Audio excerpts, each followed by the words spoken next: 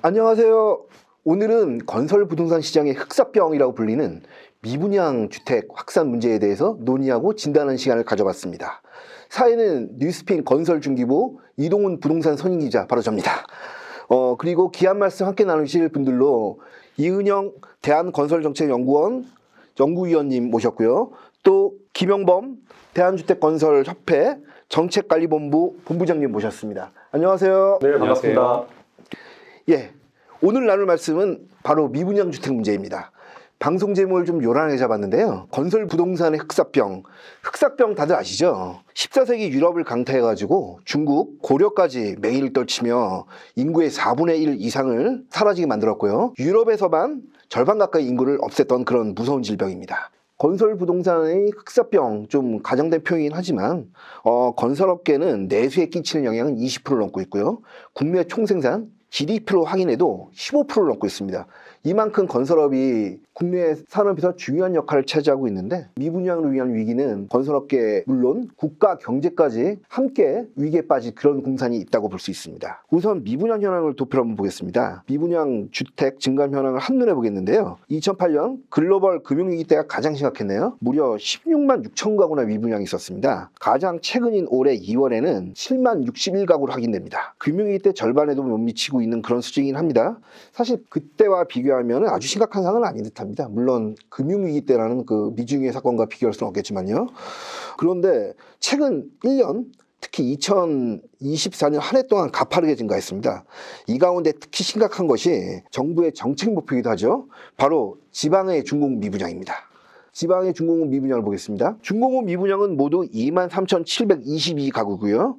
이 중에서 지방 물량은 거의 대부분입니다. 19,179채네요. 상당히 많은 수의 미분양, 그리고 지방에서 공급되는 건 대부분 미분양으로 이어지고 있는 그런 상황입니다. 추세를 볼 수 있게 선그래프로 보겠습니다. 쉽게 보여지죠. 2024년 한 해에만 2배가 늘었습니다. 연말부터 올 2월까지도 점진적으로 늘고 있고요. 연말에 대비해서 2월까지 2,000가구, 약 10%가 더 늘어난 모습을 볼 수 있습니다. PF 부실로 건설업계의 위감이 처음 터졌던 게 2022년 10월 레고랜드 사태인데요. 이후 2003년과 2024년 중공업 미분양이 점진적으로 늘고 있는 것을 볼 수 있습니다. 지난 1년간 급격한 증가세를 보이고 있고, 특히 지난해 연말과 올 초에도 지속적인 증가세를 보이고 있습니다. 통계로라면 현재 공사 중인 지방 아파트는 더 안 팔릴 가능성이 높다고 보여지는데요. 먼저 이은영 의원님, 지금의 미분양 주택상의 심각성이 얼마나 됩니까? 네, 그냥 일단 쉽게 말씀드리면 좋지 않습니다. 그러니까 통상적으로 국내에서 미분양 주택의 사안들이 문제가 될 때는 그 물량 규모가 대부분 6만에서 7만 호 정도를 조금 변동폭이 있습니다. 그런데 지금 시점에서는 7만 호가 넘어간 상황이기 때문에 미분양 주택의 상황은 그냥 한마디로 좋지 않다고 볼 수 있습니다. 그리고 이 내용은 뭐 서울에서는 별로 문제가 되지 않습니다. 그런데 이제 수도권과 그리고 지방으로 갈수록 이런 사안들이 더 문제가 되는 이유는 한번 미분양이 발생을 하게 되면 그 물량들이 해당 지역에서 충분하게 흡수되지 못할 가능성이 높기 때문입니다. 그 때문에 지금으로서는 미분양 대책에 대해서 각 업계와 정부 차원에서도 여러 가지 논의가 진행되고 있습니다. 그러면 지역별 미분양 주택을 보겠습니다. 대구가 3,000가구를 넘어섰네요. 경기는 논외를 하고 전남, 경북, 경남이 모두 2,000가구를 넘어 2,500가구에 육박합니다. 어이구야, 제주도가 엄청나게 많습니다. 단순 물량만 봐서는 심각성을 못 느낄 것 같아가지고 인구 1,000명당 미분양 주택 수를 살펴봤습니다. 제일 심각한 곳은 제주입니다. 1,000명당 2.5채 가까이 미분양이 있습니다. 과연 어느 세를 팔릴까요? 이 밖에 대구, 경북, 경남, 전남 등이 모두 심각한 미분양 상황을 보이고 있습니다. 위원님, 특히 심각한 지역이 어디가 있을까요? 네, 지금 시점에서는 경기도가 좀 크게 부각이 되고 있고요. 그리고 지방에 내려가게 되면은 지난 5년, 7년 정도 이제 정비 사업을 중심으로 해서 신규 아파트 공급이 많이 이루어졌던 대구 지역에서도 상당히 문제가 되고 있습니다. 그리고 그 밖에도 이쪽 지역에는 미치지 못하지만 어느 정도 미분양 물량이 상당히 문제가 되는 곳들이 있고요.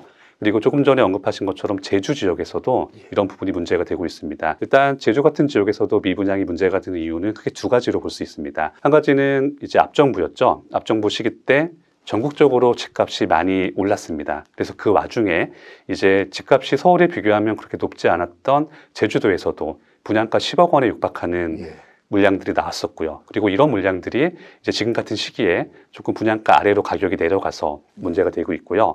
그리고 기본적으로 제주도는 이제 저희가 제주특별자치도라고 부르게 된 가장 큰 이유가 면적으로 보게 되면 분명히 하나의 도에 해당하는 크기지만 실제로 그곳에 거주하는 인구를 보게 되면 많이 적습니다. 그러니까 저희가 쉽게 말씀을 드리면 서울의 송파구 인구와 제주도 인구가 거의 비슷합니다. 그러니까 이 정도 인구를 가진 지역에서 이제 전국적으로 집값이 매우 좋았을 때 비싼 가격으로 분양이 이루어졌고요. 그리고 이런 집값 상황이 조금 꺾이게 되면 자연스럽게 제주도 같은 지역에서도 미분양 문제가 불거지고 있는 거고요. 그리고 이것을 이제 전체적인 물량은 뭐 타 지역에 비해서 그렇게 많지 않다고 하더라도 해당 지역의 인구 대비로 나눠보게 되면 역시나 이 상황이 크게 나타날 수밖에 없습니다. 그러면 미분양 주택 이거 확산 문제가 부동산 시장 외에도 영향을 미치는 부분이 있을까요? 네, 맞습니다. 그러니까 일반적으로 분양시장에 문제가 발생을 하게 되면 가장 먼저 언급이 되는 것들은 건설 경기가 좋지 않다는 겁니다. 그러니까 건설 업계가 위험하다는 얘기가 흔히 나옵니다. 그런데 이런 내용들은 사실 일반인들이 들으시기에는 그렇게 체감이 되지 않습니다. 왜냐하면 건설 업계가 어려운 것은 그 업계에 직접 종사하거나 이러지 않으면 잘 듣기가 어렵기 때문에 그렇습니다. 자, 그러면 저희가 좀 더 구체적으로 우리 실생활에, 그러니까 이 방송을 보시는 분들의 개인 생활은 아니더라도 이제 사회적으로 어떤 영향을 미치느냐를 더 생각을 해보게 되면, 자, 지방에서 미분양이 많이 발생한다는 얘기는 그런 지역들에 새로 만들어지는 아파트들이 적다는 뜻이 됩니다. 그러니까 새로 만들어진 아파트가 적다는 얘기는 공사 현장의 수도 줄어들게 되고, 그 얘기는 거기에서 일하시는 분들의 숫자도 줄어들게 되는 겁니다. 특히 이제 일용 근로자 분들이 많이 영향을 받으시겠죠. 그런데 이것이 왜 사회적으로 문제가 되느냐면, 우리가 흔히 얘기할 때 경제라고 하는 것은 돈이 돌아줘야 됩니다. 그러니까 건설 현장의 일용 근로자 분들이 이제 지금 말씀드리는 건 내국인 분들을 말씀드리는 겁니다. 이제 이런 내국인 분들이 현장에서 근로를 하고 돈을 버시면은 이 돈은 경제 활동을 하시면서 사용하시게 됩니다. 뭐 식음료도 사시고 계시고, 뭐 자녀분이 있으신 분들은 그 돈을 모아서 대학교 등록금도 할 수 있으시죠. 그런데 만약에 건설 현장 자체의 숫자가 줄어들어서 일자리도 감소하게 된다면은 우리 경제에 순환되는 돈의 크기에도 영향을 받습니다. 그리고 직접 돈을 버시는 분들은 이제 일자리가 줄어들거나 수입이 줄어드는 문제가 발생하기 때문에 이분들의 경제 상황이나 빈곤으로까지 이어질 수 있는 문제가 발생할 수 있습니다. 그 때문에 단순하게 미분양이 어느 정도 규모가 돼서 그냥 문제라고 하기보다는 이제 전반적인 경제 그리고 우리 사회 측면에서 이 부분들을 바라보고 무엇이 문제가 되는지를 함께 논의할 필요가 있습니다. 전반적으로 국내 내수 경기에 미치는 영향이 클 것 같습니다. 네, 맞습니다. 기본적인 이야기일 수 있지만 그래도 원인은 알아야겠죠. 이렇게 미분양 주택이 그것도 지방에서 중점적으로 늘어난 이유가 뭐가 있을까요? 네, 사실 미분양이 발생하는 지역들은 가만히 들여다보면 그럴만한 곳들이 발생을 하게 됩니다. 주로 두 가지죠. 하나는 그러니까 그 지역 분들이 보시기에 아니 그 자리에 그 아파트인데 그 정도 가격이야? 라고 하는 것은 일단 지역 수요와 맞지 않는 겁니다. 그리고 이제 같은 맥락으로 이제 가격과 함께 저 위치에다가 아파트를 이런 내용이 나올 수가 있습니다. 왜냐하면 이제 일반인들이 생활을 하실 때 뭐 자녀들의 학교가 배정된 학군이나 이제 직장으로의 출퇴근 같은 것들은 모두 서울이든 지방이든 중요한 사안들이기 때문에 이런 부분들이 가격적인 측면과 함께 맞물리게 되면 해당 지역에서 왜 그 아파트 단지가 미분양이 됐는지를 대부분 알 수 있습니다. 이제 일반적으로 이렇고요. 그리고 일부 단지 같은 경우에는 시장이 좋았다거나 아니면 경제 상황에 문제가 없을 때는 충분히 팔렸을 물건들인데 잠깐 이제 시장이 안 좋아진 겁니다. 이제 우리가 뭐 익히 아시는 것처럼 지난 2022년도에 미국 기준금리가 갑자기 급등하면서 그때가 문제가 됐던 것은 단순하게 금리가 올랐다는 것이 아니라 미국 연준의 입장이 금리는 앞으로도 얼마든지 더 올릴 것이고 언제까지 올릴지도 확신할 수 없다. 이런 것이었기 때문에 그냥 심플하게 시장의 불확실성이 커진 겁니다. 이걸 개인 입장에서 보게 되면 보통은 집을 사실 때 대출을 하시니까요. 이제 내가 이자 얼마의 대출을 해서 한 달에 원리금을 얼마를 상환을 하고 나머지 금액으로 생활을 하면 되겠다. 이런 계획을 하시고 대출을 하시는 게 일반적인데 만약에 금리 자체가 변동금리로 막 바뀐다고 하면은 뭐 올해는 대출해서 한 달에 50만 원을 낼 수 있지만 뭐 내년부터는 100만 원 될지도 모른다. 이렇게 위험한 느낌이 들게 되면 집을 못 사게 됩니다. 자, 이런 부분들이 지금까지 함께 이어지고 있는 거고요. 그리고 이제 정부에서는 특히 서울의 주택 가격 상승을 문제로 보시면서 작년 같은 경우에도 대출 규제를 좀 더 강화했는데 예. 이제 이런 대출 규제는 서울이나 지방이나 사실 똑같이 적용이 됩니다. 예. 그러니까 오히려 지방에서는 미분양이 발생할 정도의 상황인데에다가 예. 거기에 더해서 이제 개인 분들이 대출을 해서 집을 사시는 상황도 점점 더 안 좋아진 겁니다. 예. 자, 이렇게 돼버리니까 지방에서는 어느 정도 미분양의 해소가 그렇게 쉽게 이루어지지 않는 거고요. 예. 당분간 이러한 상황은 좀 지속될 것으로 볼 수 있습니다. 아, 예. 그렇군요. 예, 그렇다면 오늘의 주제, 중공업 미분양을 악성 미분양이라고 부르는데요. 이렇게 부르는 이유가 있을까요, 본부장님? 네, 그 중공업 미분양은 그 일반적인 그 미분양인 초기 분양이 안 되는 그런 일시적인 미분양이 아니고 예. 일반적 청약 절차와 이제 준공까지 마치고 입주가 이루어지고 있는 시점까지도 판매가 되지 않고 있는 예. 그러한 상태를 이제 중공업 미분양이라고 흔히 부릅니다. 일반적으로 저희가 이제 주택 사업을 할 때 사업 계획을 하고 토지를 매입해서 준공까지 이루어지는 시점이 약 한 5년 이상이 소요가 되고 단순히 착공 이후부터만 생각을 해봐도 약 3년이라는 긴 기간이 소요가 됩니다. 근데 이러한 기간 동안에 분양을 하고 판매를 하기 위해서 온갖 노력을 다 기울였음에도 판매가 되지 않는다는 것은 시장이 너무 나빠져 있는, 아니면 이제 아까 우리 위원님께서도 말씀해 주셨지만은 이미 그 가격이나 위치적으로 매력이 없다라고 하는 그런 상품성에 떨어지는 것도 있지만, 지금 지방 중공업 미분양은 단순히 그러한 문제가 아니고 여러 가지 대내의 경제적인 상황까지 겹쳐서 이런 판로가 완전히 막혀 있는 그러한 상태이기 때문에 이제 악성이라고 저희가 보는 것이고, 또 이것이 보면은 그 단순히 그 건설사만의 문제가 아니고 이것이 뭐 어떤 분양이 된 부분도 입주가 이루어지지 않으면서 잔금이 또 들어오지 않으면 여러 가지로 미수급 문제가 발생을 합니다. 그리고 이제 한 사업장이 운영이 되기 위해서는 건설사와 함께 협력업체로 참여하시는 분들이 약 한 30에서 50개 정도 업체가 참여를 하게 되고, 그에 따른 뭐 연간산업, 이사업이나 뭐 도배 이런 연간산업까지 고려하면 그 지역 경제에서 차지하는 비중은 굉장히 크다고 볼 수 있습니다. 건설산업연구원의 분석에 따르면 그 건설업이 그 GDP에서 차지하는 비중은 15%에 달할 정도라고 얘기를 하고 있고, 특히 지역의 총생산 GDRP에서 차지하는 비중은 세종시 같은 경우에는 거의 10%에 육박을 합니다. 절대적인 비중을 차지하고 있다라고 봐야 되는데, 취업자로만 볼 때도 그 지금 건설업에 지금 취업한 숫자가 약 한 194만 명. 예. 전체 취업자 숫자의 약 지금 한 6.7%에 해당이 됩니다. 예. 그런데 이러한 숫자가 작년 같은 이 시기에 3월 달에 비교해서 줄어든 숫자가 지금 약 한 18만 5천 명, 예. 8.7%가 줄었습니다. 우와. 이러한 상황에 미치는 가장 큰 영향이 그 악성 중공업 미분양이기 때문에,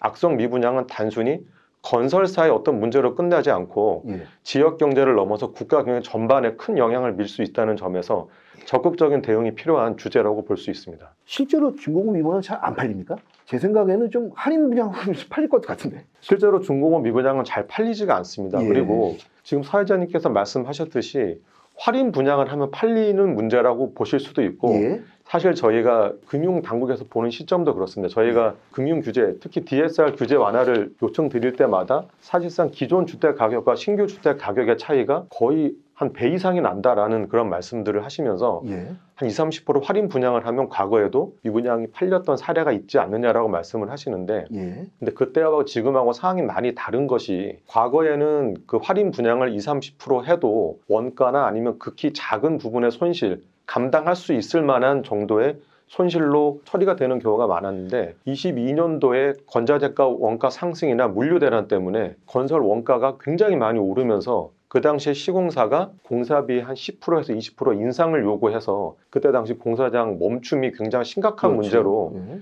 발생이 되면서 이제 어떤 사회적인 문제까지 된 적이 있었습니다. 그래서 사업 주체 입장에서는 공사 현장을 멈추지 않기 위해서, 왜냐하면 입주가 지연되면 그 이상의 그 지재 상금을 또 이제 입주자들한테 배상을 해야 되기 때문에 그 부분 때문에 이미 10%에서 20% 정도 할인 분양과 맞먹는 원가 상승 부분이 발생을 했습니다. 예. 그래서 지금은 과거와 같이 한 20, 30% 정도의 대폭적인 할인이 사실상은 불가능한 예. 그런 현실적인 한계에 또 직면이 있습니다. 예. 예. 그러다 보니까 지금 전국 중공업 미분양은 한 사회자님께서도 말씀하셨지만 한 2만 3천 호 예. 이상이 됐고, 이 물량은 지금 19개월 연속 증가세고 예. 한 14년 만에 최고치를 지금 기록할 정도입니다. 특히 이제 그 지방 중공업 미분양이 전체 중공업 미분양이 한 80% 이상을 지금 차지하고 예. 있고, 특히나 이제 5대 광역시의 전세 가율이 지금 통계가 개편된 이후로 지금 최대치인 70%를 지금 넘어서고 있습니다. 5대 광역시의 전세가율이. 전세가율이 집값 대비 70%까지 육박했다는 거는 주택 가격이 높다라는 반증도 되지만 그만큼 수요에 대한 매력이 지금 없다라는 반증입니다. 집 사는 전세사 그렇습니다. 예. 그래서 지금 현재 그 중공업 미분양에 대해서는 그 정부에서도 일정 기간 미분양이 발생할 수밖에 없는 그 주택사업 시장의 현황이라든가 이런 거를 고려해서 종합부동산세를 5년간은 내지 않도록 합산 배제를 해주는 세제 지원이 있습니다. 근데 지금 최근 5년보다 더 넘어서는 중공업 미분양이 굉장히 급격하게 늘고 있어서 통계에 잡혀 있는 지금 한 2만 3천 호 중에 5년이 넘은 것들이 저희가 회원사들한테 수요를 추산했을 때는 약 한 20, 30%를 넘어서고 있습니다. 그렇게 되다 보니까 이제 정부도 올해하고 내년에는 한시적으로 합산 배제를 5년이 아닌 7년까지 2년 연장하는 한시적 조치까지 취해 주셨습니다. 그래서 이제 올해 종합부동산세 납부가 6년차, 7년차 되는 미분양 주택들은 종부세를 납부하지 않게 되어 있는데 이거는 근데 일시적인 미봉책에 불과하고 중공업 미분양 연한이 경과할수록 노후주택이기 때문에 시장에서 또 판매가 될 수 있는 상품성이 많이 좀 저하된다라고 볼 수 있습니다. 그래서 저희는 이것과 관련해서 중공업 미분양을 조금은 시장에 공적 임대로 좀 전환할 수 있는 이런 제도적 절차들도 좀 건의를 드리고 있는 상황이고 어쨌든 지금 발생하고 있는 이런 중공업 미분양이 단순한 일시적인 현상이 아니라 여러 가지 복합적 요인에 의해서 작용을 하고 있는 거기 때문에 업계의 자구 노력과 함께 정부에서도 이에 맞는 맞춤형 정책을 조속히 좀 시행해 주셨으면 하는 그런 바람입니다. 예. 그렇다면 이제 미분양 주택이 건설업계 사회에 미친 영향을 한번 살펴보겠는데요.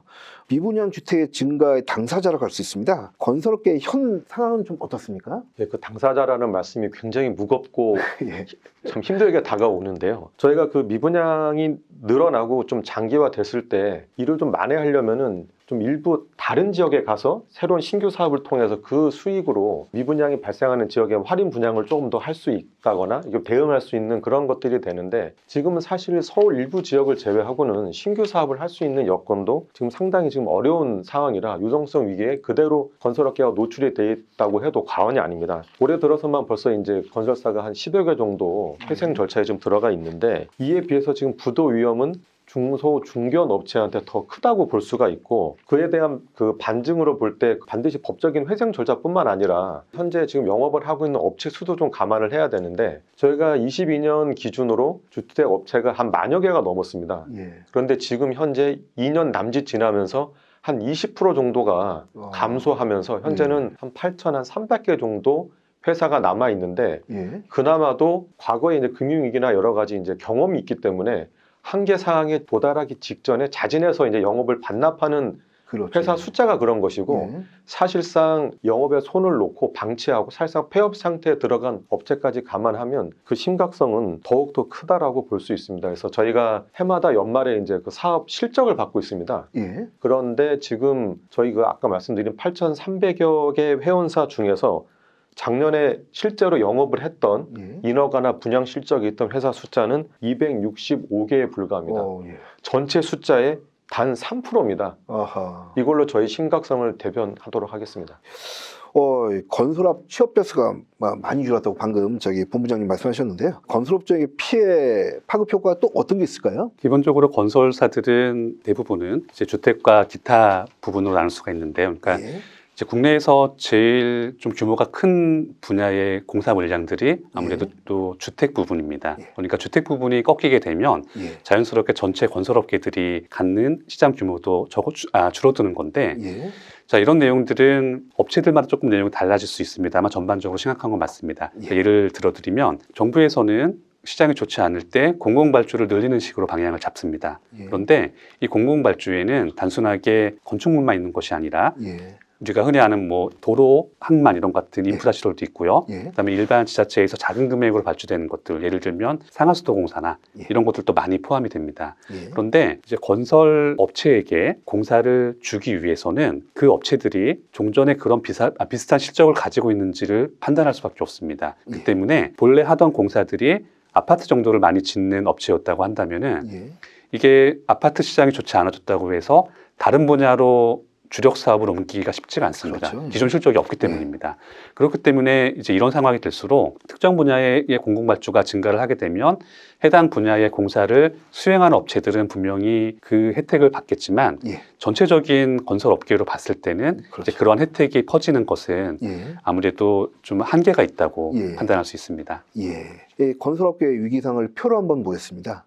뭐 지금 여러 가지 볼 수 있는데 대형 건설사들이야 주택 미분양 때문에 저렇게 된 건 아니겠지만 주택 사업에 주력하는 전문 주택 건설 업체들의 위기감은 상당할 듯합니다. 그렇다면 이 같은 미분양 확대 문제가 지속된다면은 장기화된다고 봤을 때 건설업계 특히 대한주택건설협회 회원사인 중견주택 전문 건설사들이 버틸 수 있는 방법과 얼마나 버틸 수 있는지 궁금한데요. 어떻습니까? 얼마나 버틸 수 있을지는 저희도 큰 관심사고요.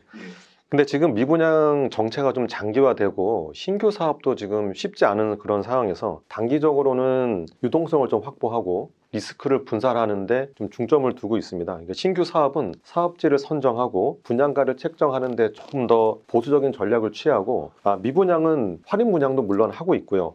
그리고 이제 LH의 매입 임대 사업, 그리고 이제 지방 준공 후 미분양을 직접 매입해주는 이런 예. 정책적 매입 프로그램도 적극적으로 활용을 좀 하고 있습니다. 그리고 또한 그 분양 사업 자체를 아예 공공지원 민간 임대로 전환하는 사업장도 지금 크게 늘고 있는데, 예.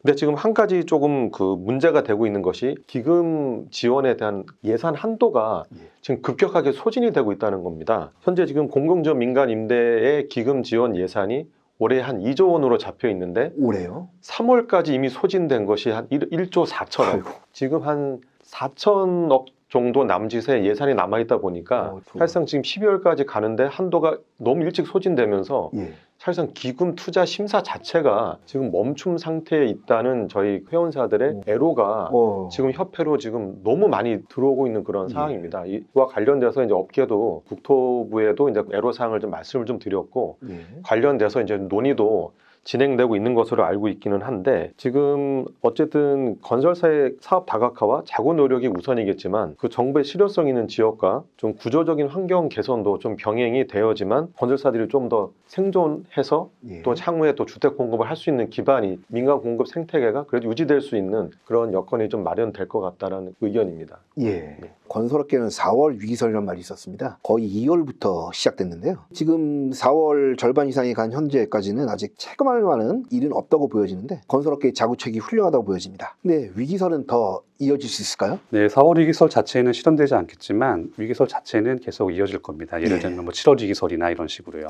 예. 자, 이런 내용을 보게 되면 별로 복잡하지 않습니다. 그러니까 똑같은 내용이 작년에도 이미 있었습니다. 4월 위기설로요. 예. 그리고 올해 또 나타난 것인데 그 내용을 들여다보게 되면 사실 이 내용은 건설업계의 위기설이라기보다는 금융 쪽의 위기설입니다. 그러니까 작년 4월 달의 내용을 보게 되면 이렇습니다. 그러니까 국내에서 이제 상황이 안 좋아져서 많은 PF 사업장들이 뭐 부도가 나거나 문제가 발생을 하게 되면 당연하게 일반인들의 입장에서는 이걸 건설 사업으로 보게 되니까 예. 건설사가 안 좋아진다고 인식을 합니다. 그렇죠. 하지만 이렇게 되면 그러한 사업지에 돈을 대출했던 금융기관들이 이 돈을 회수하지 못하게 되는 사례가 많아져서 결국에는 금융 쪽으로도 이 위험이 파급된다. 예. 이런 내용이 4월 위기설입니다. 예. 그러니까 결국에는 건설업계의 위기설이라기보다는 금융업계의 위기설로 보는 게 더 내용이 맞습니다. 그런데 일반적으로 이제 건설 쪽에서는 이런 유형의 위기설이 잘 나오지 않습니다. 가끔씩 주요 건설사들의 뭐 채권 만기일이 언제쯤 몰려 있다. 그러니까 그 위기설이 나오는 경우는 있지만 이런 식으로 크게 위기설이 나오는 것들은 대부분 금융 분야에서 나오게 됩니다. 예. 그리고 금융 분야에서는 어떻게 표현하면 잊어버릴 만하면 한 번씩 나오는 것들이 이런 종류의 위기설이고요. 예. 그 대부분은 실현되지 않습니다. 예. 자, 이번 4월 위기설도 보게 되면 실현되기 어려운 가장 큰 이유는 이미 알려져 있는 내용이기 때문입니다.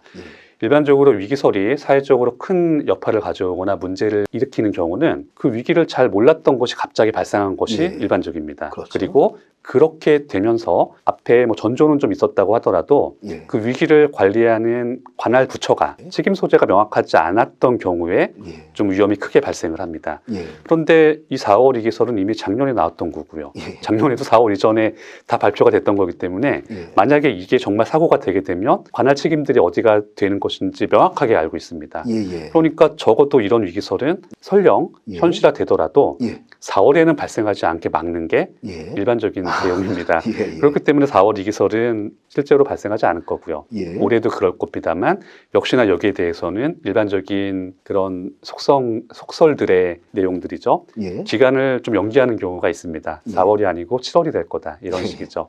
예. 근데 이런 것들은 이미 저희 사회가 한국 사회가 아주 오래전에 경험을 많이 했습니다. 그러니까 과거 서프라임 이후로 예. 이제 부동산 폭락론이 한국 사회를 사실상 지배했었습니다. 예. 그러니까 앞으로 집값 떨어질 건데 예. 집을 왜 사냐? 그렇죠.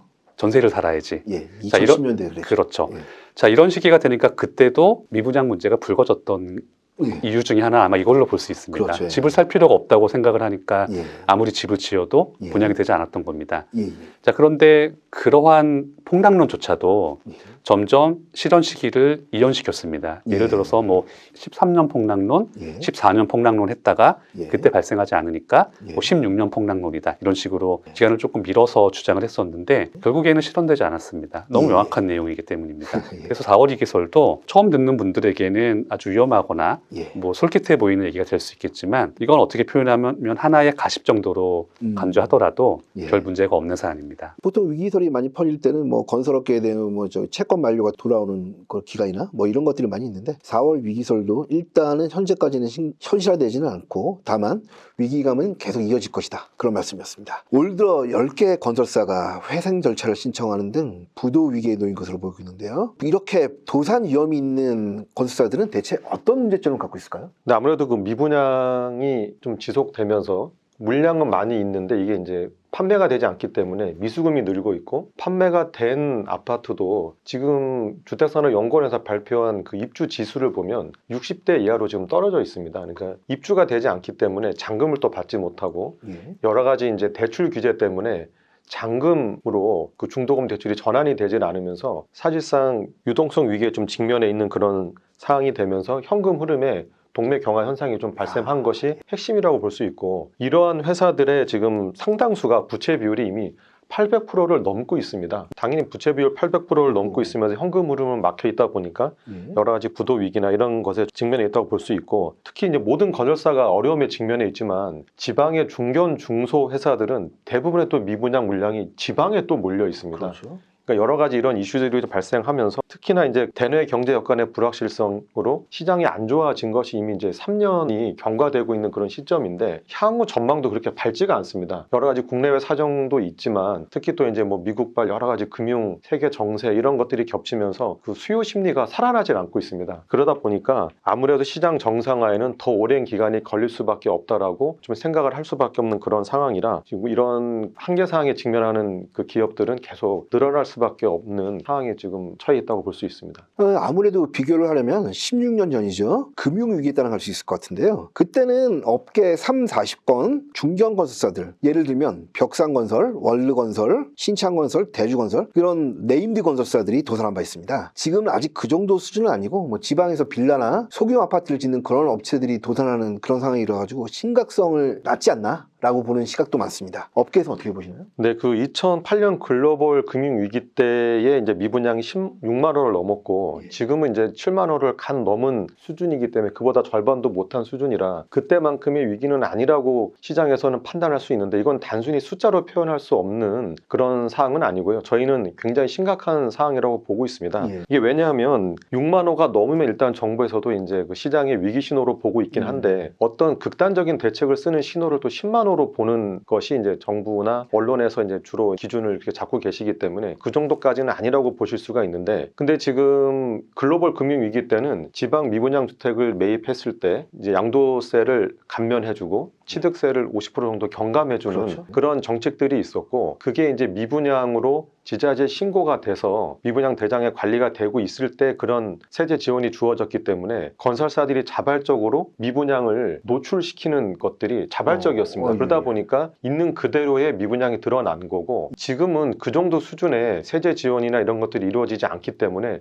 굳이 건설사가 미분양 판매를 위해서 감춰야 될 미분양 숫자를 드러낼 이유가 별로 없습니다. 그리고 저희가 또 이제 정부 공식 통계 외에 그 RTMS 실거래 거래 시스템이나 이제 그 허그의 분양 보증 계약 현황 등을 저희가 이제 한번 고려를 해보면 시장에서 생각하고 있는 숫자보다는 훨씬 많은 10만 호 이상의 이미 미분양은 돼 있는 걸로 저희가 미루어 짐작을 좀 할 수가 있는 예. 그런 상황입니다. 그래서 저희가 지금 생각할 때는 이미 미분양은 10만 호를 넘어섰고 예. 정부가 조금 더 적극적인 정책을 펼칠 수 있는 예. 그 신호 기준이라고 볼 수 있는 수치를 볼 수 있는 10만 호에 도달했다고 봐야 되는 것이 타당하고 예. 그리고 저희가 앞서도 말씀드렸지만 이미 자발적으로 폐업을 하고 있는 예. 그런 건설사도 어떻게 보면은 그 부도 위험을 사전에 미리 감지하고 사업을 미리 접었던 숫자까지 감안하면 예. 심각성에 대해서는 그런 부분까지 좀 감안을 해서 정부나 업계가 좀 대응을 해야 되지 않을까 예. 그렇게 생각을 합니다. 아, 예. 네임드 건설사 중에서 뭐 지금 위기에 놓여 있고 그런 상황은 없죠? 근데 지금 네임드 건설사도 지금 심심치 않게 자주 구설에 오르시는 그런 건설사 예. 분들이 있는데 예. 그러니까 저희가 생각할 때는 그런 네임드 건설이나 특히 이제 앞서 이제 뭐 레고랜드라든지 둔촌주공이라든지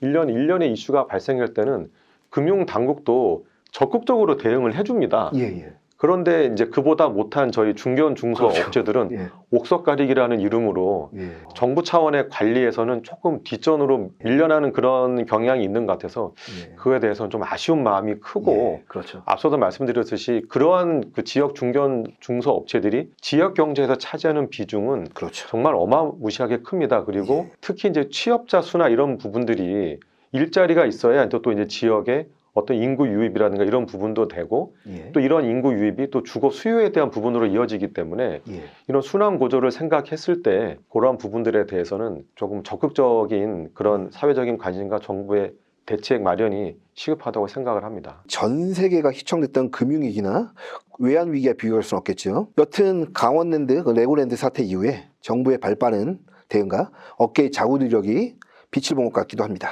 다만 미분양 확산이 건설 업계의 주택 공급 축소로 이어질 것이라는 진단이 있습니다. 뭐 안 팔리는데 왜 만드냐 이런 이제 분위기라는 거죠.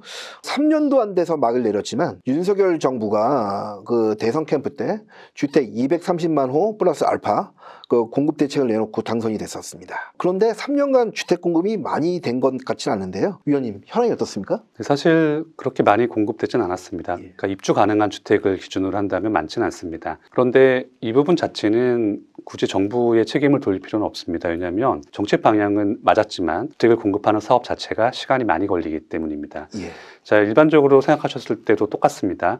집을 공급하는 방법은 크게 두 가지입니다. 하나는 신규 택지에 집을 짓는 겁니다. 대표적인 게 3기 신도시를 생각하실 수 있죠. 그리고 두 번째는 기존 도심에 집을 짓는 겁니다. 예. 지금은 재개발과 재건축 같은 정비 사업입니다. 예. 그런데 이 두 가지가 모두 시간이 많이 걸립니다.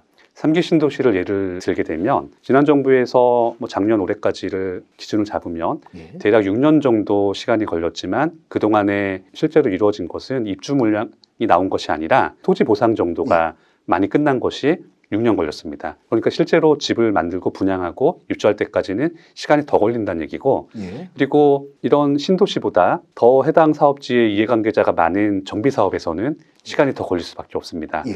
그 때문에 정책 방향이 맞았냐 틀렸다를 따지는 게 더 적절한 것이고 예. 그 3년 기간 동안에 집이 얼마나 지어졌냐를 따지는 것은 조금 적절하지 않은 것 같습니다. 아, 예, 예. 지금 현상을 봤을 때 주택 공급이 예상대로 원활하게 됐으면 큰일 날 뻔했다 뭐 이런 우스갯소리가 나오고 있는데 미분양 확산은 뭐 필연적으로 주택 공급량이 줄어들지 않을까? 그 도표에도 보셨겠지만 금융위기 때의 그 미분양이 모두 소진될 때까지 이명박 박근혜 정부가 모두 끝날 때까지 한 7년, 8년이 걸렸습니다.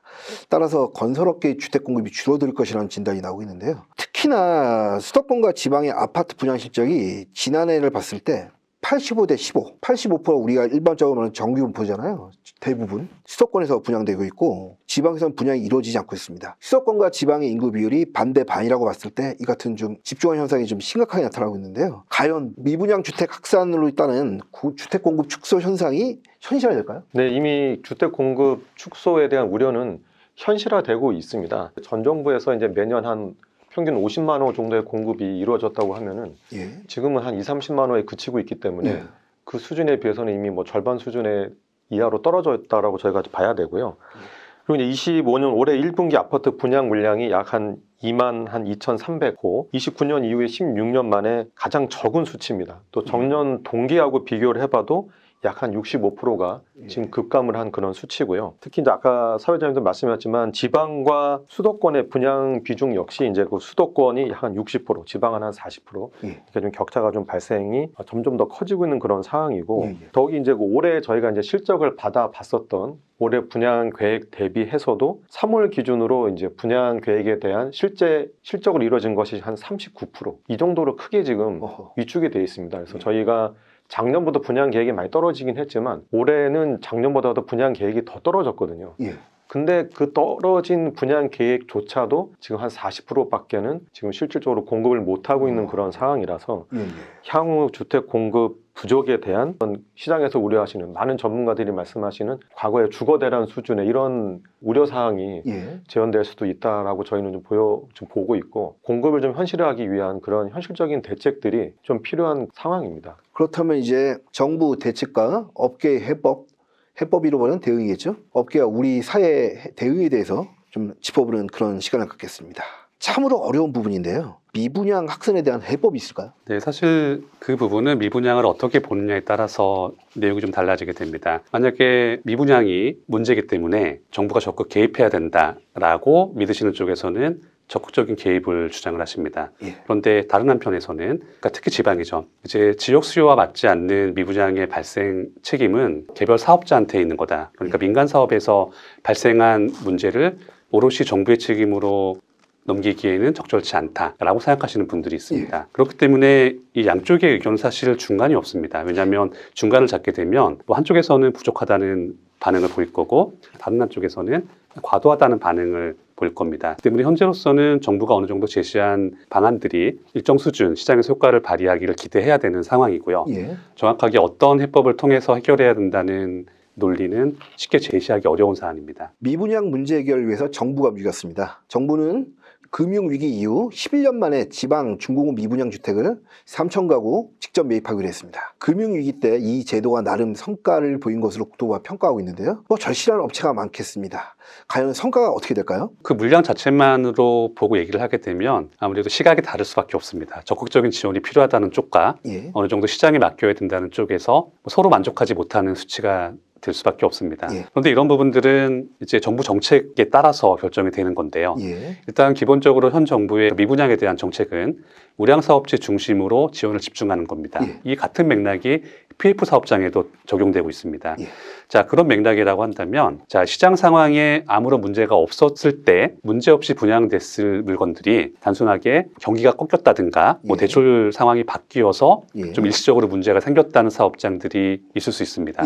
그러니까 지금 정부가 제시한 3,000가구 수준의 직접 매입은 이런 물량들을 대상으로 집행이 되는 겁니다. 그리고 이런 물량들 중에서도 해당 사업자가 직접 매입을 요청하는 경우에 한정해서 그리고 당연하게 분양가보다 낮은 매입 조건으로 집행을 하는 겁니다. 그렇기 때문에 이 부분에 대해서는 아무래도 제한적인 효과가 나타날 것이라고 볼 수밖에 없습니다. 결국 분양가 이하로 팔릴 수밖에 없는데 어떻습니까? 업계는 좀 뭐 손해니까 뭐 사지 말자 이런 분위기도 있습니까? 어떻습니까? 아닙니다. 아까도 말씀드렸지만 지금 수요가 지금 메말라 있는 그런 상태에서는 그 공공이 직접 매입해주는 프로그램에도 그 적극적으로 저희가 좀 대응을 하고 있고 그리고 이제 그 수도권 같은 경우에는 신축 매입 약정 물량이 좀 늘면서 어떻게 보면 비아파트 업계가 고사 직전에 놓였다가 그래도 회생을 할 수 있는 그런 마중물 역할을 하고 있는 효과는 분명히 있습니다. 그런데 다만 저희가 좀 생각을 할 때 지금 그 공공이 여러 가지 이제 민간한테 유동성 지원을 하는 프로그램 중에 좀 실패한 정책들이 몇 개 있었습니다. 뭐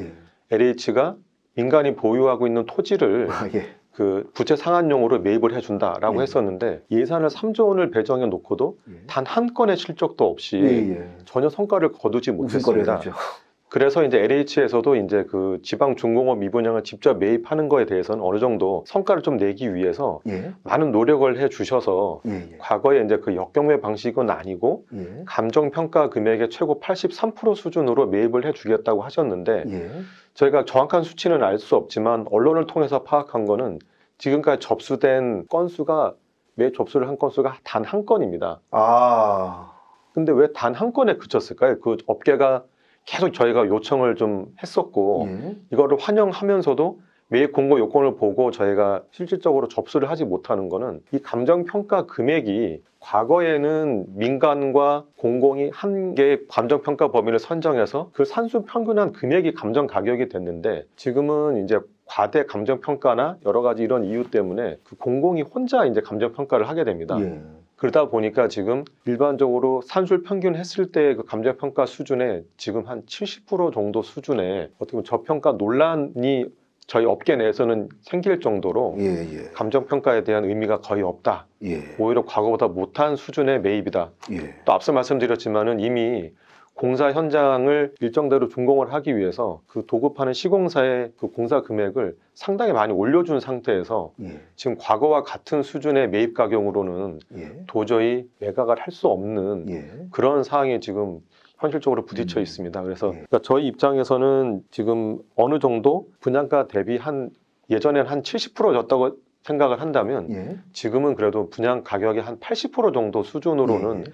최소한 매입을 해 주셔야 예. 건설사가 뭐 원가 회수는 할 수 있는 업체가 많이 있지는 않겠지만 예. 손실을 최소화하면서 예. 좀 감내할 만한 매각 수준이 될 수 있지 않을까 예. 그렇게 좀 생각을 하고 있습니다. 예. 근데 솔직히 아까 저희 위원님도 말씀하셨지만 일각에서는 건설업계의 무분별한 확장, 그에 따른 사업 실패다. 근데 왜 정부가 도와줘야 되냐? 뭐 이런 말이 많이 나오고 있는데 이에 대해서 건설업계 입장은 어떻습니까? 네, 저희가 좀 변명을 해보도록 하겠습니다. 예. 예. 지금 주택 공급 부족에 대한 이슈가 사실 전 정부에서부터 시작이 됐습니다. 어떻게 보면은 좀 정치적으로 큰 어떤 뭐 대선에 큰 영향을 미치는 이슈로까지 이게 되다 보니까 전 정부에서도 공급을 좀 독려했고 심지어는 이제 민간이 보유하고 있는 공공택지에 사전 청약까지 인센티브를 주면서 좀 유도를 했던 측면도 있고 여러 가지 공공주도 복합사업 같은 여러 가지 이슈를 만들면서 공급을 독려했었고 또 현 정부 들어서도 정책 목표가 250만 플러스 알파 공급이었습니다. 해마다 50만 원 이상을 공급하겠다고 하시면서 여러 가지 뭐 제도적인 지원이나 또 이제 22년 말까지는 금융 여건이 좀 괜찮았기 때문에 금융권에서도 좀 경쟁적으로 PF 대출을 오히려 찾아와서 권하는 정도의 공급 여건이 있었기 때문에 사업자들 입장에서는 공급을 안 할 수 없는 예. 이런 측면이 좀 있었습니다. 특히 이제 그 대형 건설사 분들도 전체 이제 사업 포트폴리오에서 주택 사업이 차지하는 민간 사업 부분이 비중이 늘어나다 보니까 그전에는 수도권 위주의 이제 시공 현장에 좀 참여를 하셨다면 지금은 전국을 가리지 않고 예. 참여를 하시면서 기존의 지역에서 주택 사업 하셨던 그 물량과 이게 합산이 되면서 예. 공급 과잉이 됐던 그런 여파도 있었고 예. 또 아까 말씀하셨지만 여러 가지 이제 22년 말 들어서서 글로벌 뭐 금융 위기 이런 것들이 또 확산되고 예. 하면서 사업자분들이 좀 예측하지 못했던 이게 주택 건설 공급이 아까도 말씀드렸지만 토지 기획, 사업 기획 단계부터 시작하면은 짧게 해도 한 5년은 돼야 주택이 공급이 됩니다. 예. 그런데 이런 장기적인 플랜을 가지고 시장 현황이 좀 일시적으로 안 좋아질 조짐이 보인다고 해도 금융 비용에 대한 부담 때문에 예. 솔직히 조금은 무리해서 사업을 할 수밖에 없는 또 그런 상황입니다. 그래서 예. 이런 부분들에 대해서 전적으로 건설업계의 수요 예측이 좀 실수가 있었다, 예. 미스가 있었다라고 모든 책임을 건설업계가 져야 된다라고 말씀하시는 것은 예. 저희 업계 입장에서도 변명 아닌 변명을 예. 드릴 수밖에 없는 여러 가지 요인이 있었다. 예. 자구적으로 업계, 민간 업계 차원에서 예. 이런 모든 대내외 변수나 정부의 정책 방향들, 공급을 독려했었던 예. 이런 부분들까지도 저희가 외면하면서 미래를 예측해서 공급을 줄일 수 있었다라고 하기에는 너무 큰 기대를 거시지 않았나. 예. 네, 그런 현실적인 말씀을 좀 드려보겠습니다. 그렇죠. 뭐 이 건설업계가 혼자 사업을 많이 무리하게 늘려 돈을 많이 벌겠다고 사업하는 게 아니라 이런 전반적인 경제 환경이 맞물린 결과인데 건설업계 그 속된 말로 모랄빵이라는 그런 문제점을 지적하기에는 건설업계 억울한 부분이 많다는 건 다시 한번 말씀드리겠습니다. 그리고 정부는 LH의 직접 매입 외에 CR리츠를 만들어가지고 미분양을 매입해서 임대사업을 하는 건데요. 그럼 미분양을 해소하겠다 그런 방안도 내놨는데요. 실제 사례는 어떻고 효과는 있었습니까? 네, CR리츠는 흔히 기업 구조조정 리츠라고 합니다. 예. 그러니까 미분양이 발생한 물량들을 대상으로 매입을 해서 아무래도 저렴하게 매입을 하는 거죠. 예. 이제 리츠라는 이름대로 부동산들을 임대하거나 혹은 차후에 매각을 해서 시세 차익을 얻는 겁니다.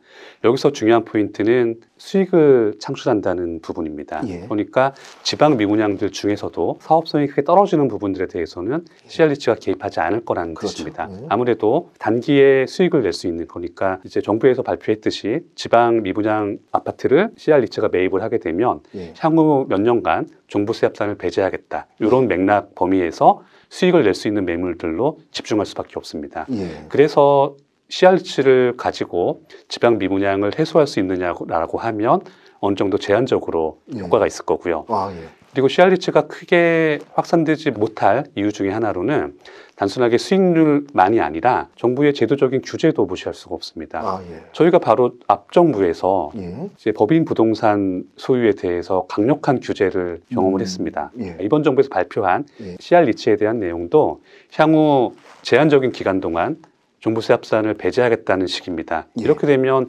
자연스럽게 리츠를 운영하는 입장에서는 예. 해당 기간 내에 액세스를 할 수 있는, 그러니까 수익을 내고 빠져나갈 수 있는 가능성이 매우 높은 물건들로 제한적으로 아하. 매입을 할 겁니다. 예, 예. 이렇게 되니까 결국에는 지방 미분양의 해법으로 CR리츠가 대두되기는 어렵게 되는 겁니다. 예. 자승자박 정부가 만든 규제 때문에 CRH 활성화에는 어느 정도 한계가 있을 것이다. 이런 말씀이었는데요. 거기서 연장되는 부분인데 시장에서 외면을 받아서 도태되는 게 뭐 미분양이고 특히나 이제 준공한 다음에도 팔리지 않을 정도면은 엄청난 도태를 겪었다라고 볼 수 있는데 그것도 이제 인구가 늘지 않는 지방에서라면 더욱 팔리기 어려울 것 같습니다. CR리츠나 LH 직매입이나 모두 재분양을 해가지고 수익을 내겠다는 그런 목표를 갖고 있는데 제 생각에 좀 부적절입니다. 어떻게 좀 팔리겠습니까? 사실 쉽지 않을 겁니다. 그러니까 지방에서도 어느 정도 수익을 낼 수 있는 곳들을 대상으로 해서 예. 제한적으로 팔릴 겁니다. 그리고 일각에서는 CR리츠를 뭐 더 확대해야 된다 이런 주장들도 있긴 합니다. 예, 예. 그런데 사실 이런 부분들은 정부 정책에서 지금까지 해왔던 주택 공급을 확대하겠다는 내용하고도 사실 맞지 않습니다. 예. 왜냐하면 주택 공급을 확대하겠다는 내용들은 주택 수요가 밀집된 곳에 적용될 때 효과를 발휘합니다. 예. 그러니까 서울과 인접 수도권이죠. 예. 이곳에서의 주택이 많이 공급될 때 정부가 얘기하는 주택 공급에 효과가 나는 것이고요. 만약에 이 내용을 이제 수도권이 아닌 전국으로 확대해서 주택 공급을 한다고 한다면 지금 같은 미분양 문제가 발생을 하면 안 됩니다. 그렇죠. 예. 그러니까 한쪽에서는 주택 공급이 부족하다고 얘기를 하면서 예. 왜 미분양이 발생하는지에 대해서 예. 설명하기 위해서는 예. 이걸 지역적으로 나눠서 볼 수밖에 없습니다. 그렇죠. 그러니까 여전히 서울과 인접 지역에서는 충분한 주택 공급이 이루어지지 않는다는 것이고요. 예. 반대로 지방에서는 주택이 과잉으로 예. 공급되었다는 뜻입니다. 예. 그래서 이런 부분들을 CR리츠가 개입을 하기 위해서는 예. 여러 가지 요건들을 사업자 입장에서 예. 요건들을 충족을 해주셔야 되는데 현재로서는 이게 쉽지가 않기 때문에 예. 지방에서도 CR리츠가 흥행할 것이라고 보기는 쉽지 않습니다. 결국 CR리츠의 활성화에 대해서는 조금 많이 뭐랄까 좀 위기감, 그 회의감 이런 것들이 있는 것 같습니다. 뭐 잘 해야 될 텐데 좀 걱정입니다. 결국 제일 답답한 건 건설업계 아닐까 싶은데요. 건설업계가 요구하는 미분양 해법, 대책, 대응 뭐가 있겠습니까? 저희 입장에서는 일단은 미분양을 해소하기 위한 대책으로는 저희가 뭐 많은 말씀을 좀 드릴 것들이 있는데 예. 일단은 과거에 이미 효과가 검증된 대책들이 있습니다. 얼마 전에 이제 뭐 국민의힘이나 이런 곳에서는 이제 지방 다주택자에 대한 중과세 제도를 폐지하겠다 이런 말씀도 해주셨는데 예. 과거 글로벌 금융위기나 이제 주택시장이 침체됐을 때 나왔던 대책이 또 그리고 효과를 봤던 것들이 미분양 주택을 매입을 하게 되면 양도세를 감면해주고 취득세도 한 50% 감면을 해줬던 예. 정책들이 있었습니다. 이 부분이 굉장히 큰 효과를 좀 봤었던 그런 정책들이고요. 예. 그리고 지금 그 정부에서 시행하고 있는 이제 미분양에 대한 세제 지원 대책은 지방에 그것도 중공업 미분양에만 한정이 되어 있습니다. 예. 그러다 보니까 이 효과가 좀 한정적인 그런 측면이 있고 앞서도 말씀드렸지만 뭐 경기나 인천 지역도 미분양이 상당히 늘어나는 조짐이 보이고 있지 않습니까? 예. 또 그것들이 가시화될 것들은 뭐 명백한 그런 사실들이고 그래서 현재 그 지방 중공업 미분양에 머물고 있는 것을 이제 준공전까지 확대해서 서울을 제외한 수도권까지 사전적으로는 확대를 해줘야 예. 지금 지방이 겪고 있는 이 준공업 미분양에 대한 어떤 문제점들이 수도권으로 전이되지 않는다. 예. 라는 그런 말씀을 좀 일단 드리고 싶고요. 그리고 이제 그 LH에서도 이제 직접적으로 중공업 미분양을 매입해 주겠다라고는 했지만 예. 아까도 말씀드린 뭐 재정적인 한계, 도덕성 이런 것 때문에 매입 가격이나 이런 부분들이 좀 현실화되지 못하고 있고 재정에도 예산에도 한계가 있습니다. 예. 그러다 보니까 지금은 시행이 되고 있지 않는 예. 아파트 매입 임대 등록을 재허용해 줘야 된다. 아, 예. 예. 그래서 이런 부분은 어느 정도 이제 과거에 그 아파트 매입 임대 등록이 공적 임대를 시장에 좀 공급하는 효과도 물론 있지만 반대적으로는 주택의 이제 매물 장균 현상을 좀 발생시켜서 예. 여러 가지 좀 주택의 품귀 현상 이런 것 때문에 거래가 줄다 보니까 이제 가격이 올라가는 그런 부작용 때문에 매입 임대 등록은 폐지를 시켰거든요. 그렇죠. 그런데 과거에 이제 금융위기 때 그 사례를 보면 좀 자금 여력이 있으신 분들이 예. 시세 차익보다는 지방은 시세 차익이 크진 않기 때문에 예. 시세 차익보다는 안정적인 그렇죠. 금리보다 약간 높은 예. 그런 임대 수익을 좀 바라고 대규모로 미분양을 매입해 주셨던 것이 일반적이었습니다. 뭐 심하게는 단지 전체를 매입하는 경우도 있었고 예. 뭐 동단위 예. 이 정도의 대규모 매입이 등록 임대로 좀 이어져서 지방에는 이제 그 주거 공간으로 좀 이제 공급이 되고 예. 건설사 지역에는 또 이제 경제를 활력화시키는 그런 효과도 좀 있었고 그래서 예. 저희는 지금 정부에서 대책으로 발표를 했지만 지금 입법이 되지 않고 있는 아파트 매입 임대 등록이 재시행되면 꼭 민간 차원에서 내부적으로 그런 부분들이 예. 많이 좀 미분양 문제가 해소되지 않을까라는 그런 건의를 좀 예. 하고 싶습니다. 어쨌든 주택보급률은 100%를 넘어섰습니다. 돈이 충분치 않고 지금 분양가가 많이 올랐잖아요. 인구도 줄고 있는 지방에서 미분양 문제는 10년 주기로 계속 벌어질 것이라는 그런 진단도 나오고 있습니다. 어떻습니까? 분양을 안 해야 되나요? 주택업체가 분양 안 하면 회사가 망하는 수밖에 없는데 미분양 해소를 위해 업계 대응이 어떻게 있습니까? 지방 주택 보급률이 100%를 넘었지만 신규 공급은 당연히 계속 해야죠.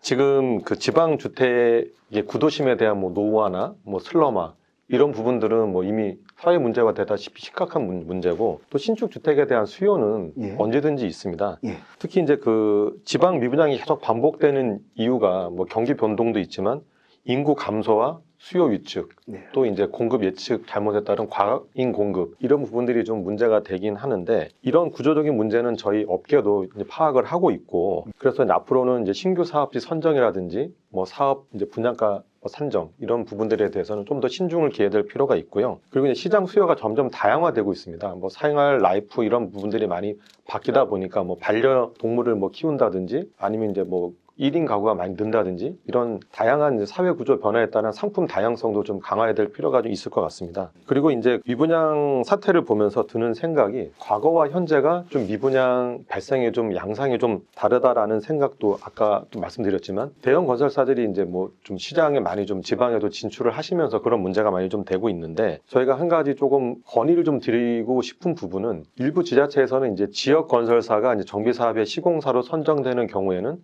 용적률 인센티브를 좀 더 주시는 그런 지자체도 있습니다. 예. 그런 걸 좀 통해서 예.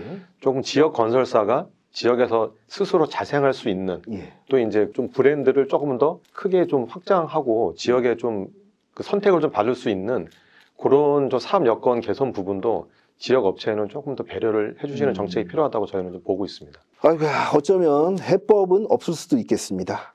그럼에도 해결을 해야 하는 것이 우리의 몫인 것 같습니다. 위원님, 본부장님, 끝으로 미분양 해소 대책에 대해서 간략하게 한 말씀만 주시죠.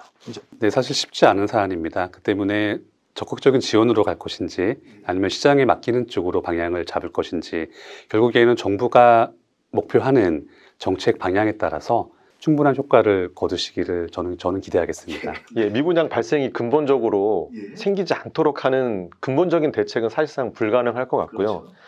또 이제 주택이 공급되기까지 아까도 말씀드린 한 짧게는 5년, 길게는 7년 이상의 기간도 소요가 되고 있는데 지금 경제 상황이 급변하고 있습니다. 예.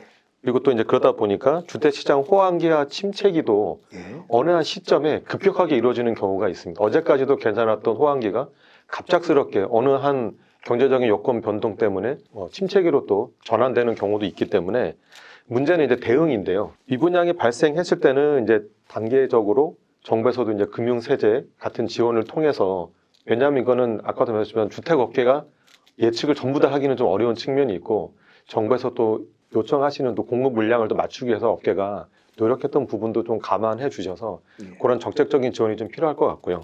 또 장기적으로는 지역 경제의 수요가 자꾸 이제 수도권이나 도심적으로 몰리기 때문에 발생하는 문제가 큽니다. 그래서 해당 지역에 좀 인재 유치나 이런 거를 통해서 또 기업들이 많이 좀 들어갈 수 있는 이런 경제적인 여건 조성도 필요하다는 생각이 좀 듭니다. 그래서 업계 자구 노력과 함께 정부에서도 기본적으로 지역 경제 체력을 키울 수 있는 근본적인 주택 건설을 좀 넘어서서 국가 경제를 아우르는 좀 그런 대정책이 좀 마련되기를 희망합니다. 전반적으로 단순한 문제가 해결될 수도 없고 미부양 문제의 심각성은 앞으로도 계속 이어질 것이라 그리고 결국 그럼에도 불구하고 해결해야 된다라는 게 두 분의 말씀이었습니다. 예, 저희가 준비한 건 여기까지입니다. 그럼 시청해주신 여러분께 감사드립니다. 감사합니다. 감사합니다. 예, 두 분 감사합니다.